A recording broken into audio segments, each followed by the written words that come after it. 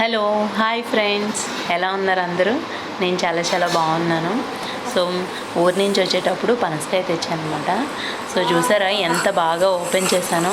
కానీ ఇలా ఓపెన్ చేయడానికి చాలా కష్టాలు పడ్డాను. యాక్చువల్గా ఒకవైపు కొంచెం అదేంటి పాడవుతున్నట్టు అనిపించి ఇంకా వాసన కూడా చాలా వచ్చేసింది. మామయ్య చెప్పారు 3 days తర్వాత ఇది ముగ్గిపోతుందని. సో అలాగే మంచిగా వాసన వచ్చేసింది.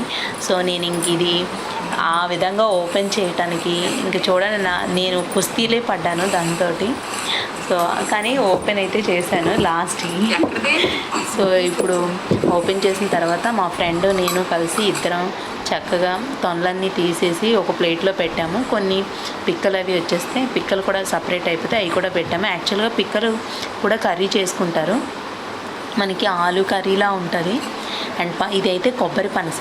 తొనలు అయితే చాలా అంటే మనకి ఎంతో బాగున్నాయి, గట్టిగా కొబ్బరి ముక్కల్లా ఉన్నాయి. యాక్చువల్గా ఏంటంటే మనకి ఇంకొంచెం కానీ ముగ్గిపోయిందంటే అది జ్యూసీగా